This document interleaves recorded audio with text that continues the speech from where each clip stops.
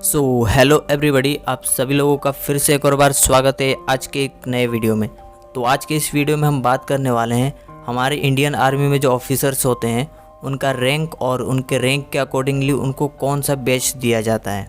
और इसके साथ हम ये भी जानेंगे कि इंडियन आर्मी की जो स्ट्रक्चर है वो क्या है और स्ट्रक्चर के अकॉर्डिंगली कौन से ऑफिसर का क्या रोल होता है। तो ये वीडियो काफ़ी इंटरेस्टिंग होने वाला है। आज के इस वीडियो में मैं आपको ये सारी चीज़ें क्लियर करवाने वाला हूँ, तो वीडियो में लास्ट तक बने रहें। तो चलिए वीडियो को शुरू करते हैं। तो सबसे पहले ये जान लेते हैं कि इंडियन आर्मी के जो ऑफिसर्स होते हैं उनका रैंक क्या होता है और रैंक के अकॉर्डिंगली उनको कौन सा बैच दिया जाता है। तो बेसिकली हमारे जो इंडियन आर्मी के जो ऑफिसर्स हैं उनको 3 कैटेगरी में डिवाइड किया गया है। पहला नॉन कमीशन्ड ऑफिसर जिसे एनसीओ भी कहा जाता है, दूसरा जूनियर कमीशन्ड ऑफिसर जिसे जेसीओ भी कहा जाता है और तीसरा सीओ जिसे कमीशन्ड ऑफिसर कहा जाता है। तो चलिए हर एक के बारे में अच्छे से जानते हैं। तो नॉन कमीशन्ड ऑफिसर्स जो होते हैं वो सी या फिर डी ग्रुप वाले होते हैं। और नॉन कमीशन्ड ऑफिसर में जो सबसे पहला रैंक है वो सिपाही का होता है, सिपाही का। और इसकी जो इंसिग्निया का मतलब उनके शोल्डर पे जो बैच होता है उसको इंसिग्निया कहा जाता है। तो इन्हें जो है प्लेन बैच दिया जाता है। अब जो इससे सीनियर रैंक है वो लांस नायक है और इसके बैच पे एक सिंगल स्ट्रिप्स होता है और उन स्ट्रिप्स को रैंक चेवरॉन भी कहा जाता है। अब इससे जो सीनियर रैंक है वो नायक का होता है जिसके बैच पे 2 स्ट्रिप्स होता है। अब नेक्स्ट जो ऑफिसर होता है वो हवलदार का होता है जिसके बेच पे 3 स्ट्रिप्स होता है। अब जो हवलदार के बाद सीनियर रैंक का जो ऑफिसर होता है वो कंपनी क्वार्टर मास्टर हवलदार होता है जिसके बेच पे 3 स्ट्रिप्स और उसके साथ अशोका चक्र होता है। अब बात कर लेते हैं जूनियर कमीशन्ड ऑफिसर की। तो जो जूनियर कमीशन्ड ऑफिसर होते हैं वो ग्रुप बी वाले ऑफिसर्स होते हैं। इसमें पहला जो रैंक है वो नायब सूबेदार का होता है जिसके बैच पे 1 स्टार लगा होता है। और अब इसका जो सीनियर ऑफिसर है वो सूबेदार का होता है जिसके बैच पे 2 स्टार लगा होता है। और सूबेदार का जो सीनियर होता है वो सूबेदार मेजर होता है जिसके बैच पे एक नेशनल एम्ब्लेम मतलब एक अशोक स्तंभ लगा होता है। तो आप बात कर लेते हैं कमीशन्ड ऑफिसर्स के बारे में। तो ये जो कमीशन्ड ऑफिसर्स होते हैं ये ग्रुप ए वाले ऑफिसर्स होते हैं। तो इसमें जो सबसे फर्स्ट रैंक होता है वो लेफ्टिनेंट का होता है जिसके बैच पे 2 स्टार्स होते हैं। और इसी के साथ लेफ्टिनेंट को इंडियन आर्मी का 10th हाईएस्ट रैंक्ड ऑफिसर भी कहा जाता है। अब नेक्स्ट बात कर लेते हैं कैप्टन की। तो कैप्टन को 3 स्टार वाला बैच दिया जाता है और इसी के साथ कैप्टन को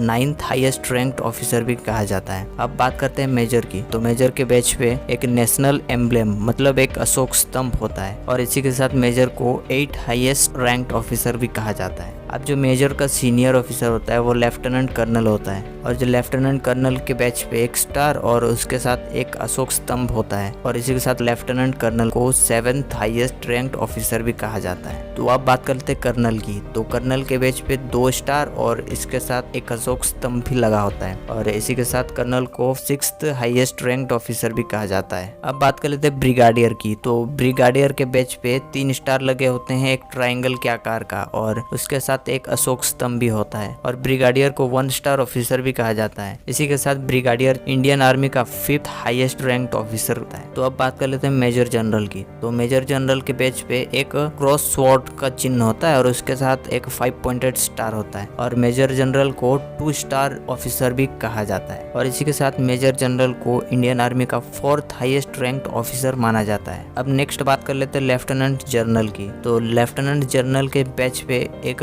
क्रॉस स्वॉर्ड का चिन्ह होता है और उसके साथ एक अशोक स्तंभ लगा होता है और लेफ्टिनेंट जनरल को इंडियन आर्मी का 3rd हाईएस्ट रैंक्ड ऑफिसर कहा जाता है और लेफ्टिनेंट जनरल को 3 स्टार ऑफिसर भी कहा जाता है। अब नेक्स्ट बात कर लेते हैं जनरल की। तो जनरल जो है वो इंडियन आर्मी के चीफ होते हैं और जनरल के बेच पे क्रॉस स्वॉर्ड का चिन्ह होता है और उसके साथ एक 5 पॉइंटेड स्टार और एक अशोक स्तंभ भी लगा होता है और इसी के साथ जनरल को जो है इंडियन आर्मी का 2nd हाईएस्ट रैंक्ड ऑफिसर माना जाता है। अब बात कर लेते हैं नंबर 1 रैंक्ड ऑफिसर। तो नंबर 1 रैंक्ड ऑफिसर में फील्ड मार्शल आते हैं। इसके बैच पे 2 तलवार का निशान होता है और उसके चारों ओर कमल के फूलों की माला होती है और इसके साथ एक अशोक स्तंभ भी लगा होता है और ये फील्ड मार्शल जो है इसे इंडियन आर्मी का 5 स्टार ऑफिसर भी कहा जाता है और इसी के साथ फील्ड मार्शल को इंडियन आर्मी का नंबर 1 रैंक्ड ऑफिसर कहा जाता है। बट फील्ड मार्शल की जो रैंक है यह रैंक ऑफिसर को रिस्पेक्ट देने के लिए दिया जाता है जो कि बैटल ग्राउंड में अच्छा परफॉर्मेंस करते हैं। बट अभी तक इंडियन आर्मी में सिर्फ 2 लोगों को यह रैंक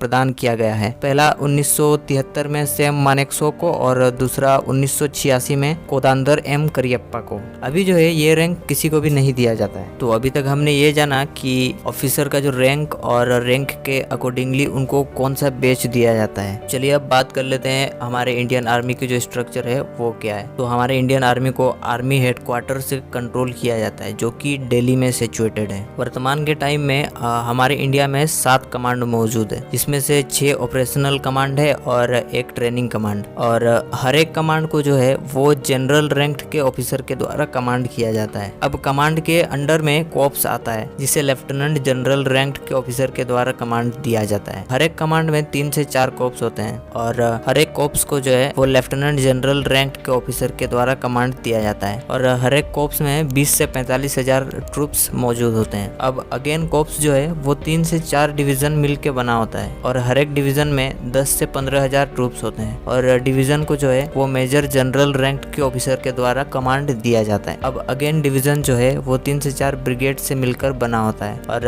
हर एक ब्रिगेड में 3000 से 5000 ट्रूप्स होते हैं। और ब्रिगेड्स को जो है वो ब्रिगेडियर रैंक के ऑफिसर के द्वारा कंट्रोल या फिर कमांड किया जाता है। अब अगेन ब्रिगेड जो है वो 3 बटालियन से मिलकर बना होता है और हर एक बटालियन में 300 से 1000 तक ट्रूप्स होते हैं। और बटालियन को जो है वो कर्नल रैंक के ऑफिसर के द्वारा कमांड दिया जाता है। अब बटालियन जो है वो अगेन 4 राइफल कंपनी से बना होता है और हर एक राइफल कंपनी में लगभग 120 ट्रूप्स होते हैं। लेफ्टिनेंट कर्नल या फिर मेजर रैंक के ऑफिसर के द्वारा कमांड दिया जाता है राइफल कंपनी को। अब अगेन राइफल कंपनी जो है वो 3 प्लाटून से बना होता है और हर एक प्लाटून में लगभग 30 से 50 ट्रूप्स होते हैं। और हर एक प्लाटून को जूनियर कमांड ऑफिसर जैसे कि सूबेदार, मेजर, सूबेदार या फिर नायब सूबेदार के द्वारा प्लाटून को कमांड दिया जाता है। अब अगेन प्लाटून जो है वो 2 सेक्शन से बना होता है और हर एक सेक्शन में जो है 10 से 15 ट्रूप्स होते हैं और हर एक सेक्शन को जो है हविलदार रैंक के ऑफिसर के द्वारा कमांड